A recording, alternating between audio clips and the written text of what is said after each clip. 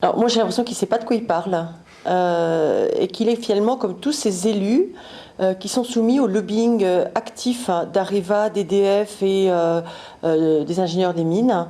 On a une espèce de monoculture nucléaire en France et le débat continue à tourner non pas autour des questions qui devraient être posées, quels sont les problèmes auxquels nous sommes confrontés, quelles sont les différentes hypothèses qu'on peut mettre en place pour essayer d'y répondre, mais autour d'un débat qui est finalement toujours réduit à le nucléaire ou la bougie. Et beaucoup d'élus prennent pour argent comptant des argumentations qui sont faibles et qui sont elliptiques. Qui ne répondent pas à la totalité des questions posées. Exemple, le nucléaire est-il adapté aux pays en voie de développement ? On peut déjà considérer que pour développer du nucléaire de façon sûre, il faut réunir un certain nombre de conditions préalables, disposer d'un État avec un pouvoir politique et une administration capable de prendre des décisions et de mettre en place le cadre réglementaire, l'expertise, le contrôle, la sécurité des installations. Il faut disposer d'un réseau de distribution électrique. Et pour 2 milliards d'êtres humains à travers la planète, tout ça, ça n'existe tout simplement pas. Le nucléaire n'est évidemment pas une solution acceptable dans des pays où il n'y a pas de réseau et où il n'y a pas d'État. Ensuite, c'est une énergie extrêmement chère. Pour que ce soit sûr, et parce que c'est toujours gros, le nucléaire, ça suppose des investissements massifs.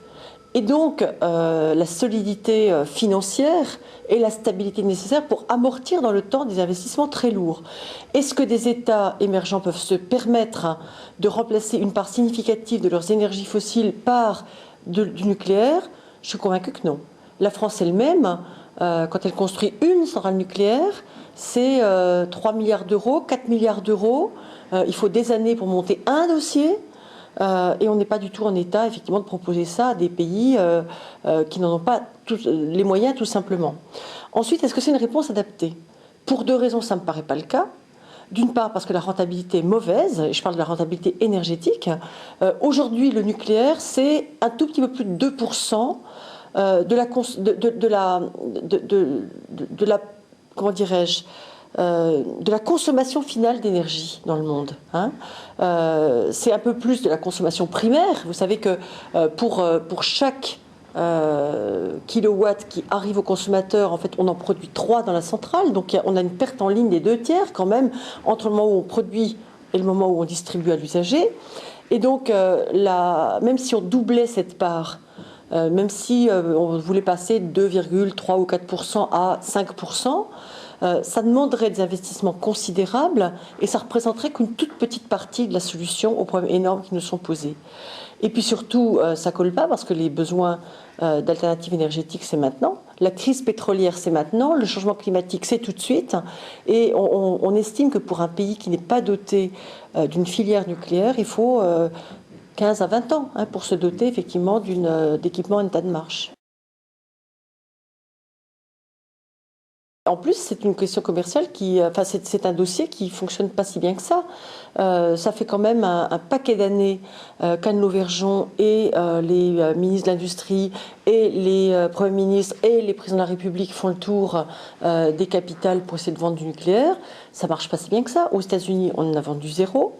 En Chine, on a vendu 2 centrales depuis l'épisode peu glorieux de Daya Bay.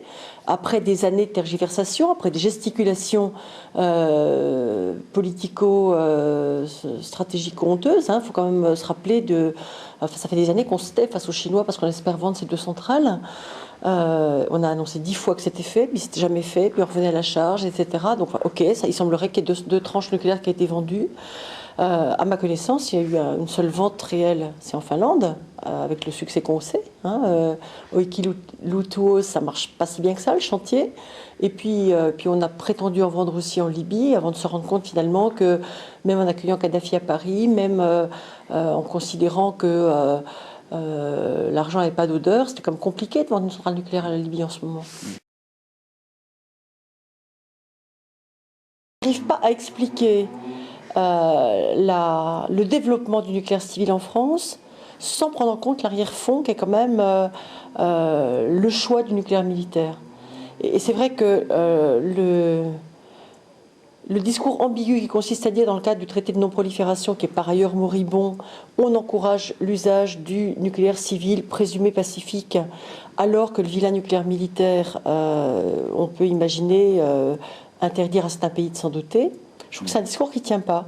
Parce que, d'abord parce que c'est des technologies proliférantes, on voit qu'il y a de plus en plus d'utilisateurs potentiels du nucléaire militaire, mais aussi parce que, Al Gore l'avait dit de façon assez nette lors de son passage à Paris, il n'y a pas un seul exemple dans lequel un pays qui cherche à se doter de l'arme nucléaire n'est pas d'abord cherché à se doter de technologies civiles. Voilà. Donc, moi, c'est un argument supplémentaire pour moi pour ne pas jouer avec le feu et pour ne pas diffuser dans les pays émergents, comme prétend le faire Nicolas Sarkozy, y compris jusqu'en Libye, des technologies aussi difficiles à maîtriser.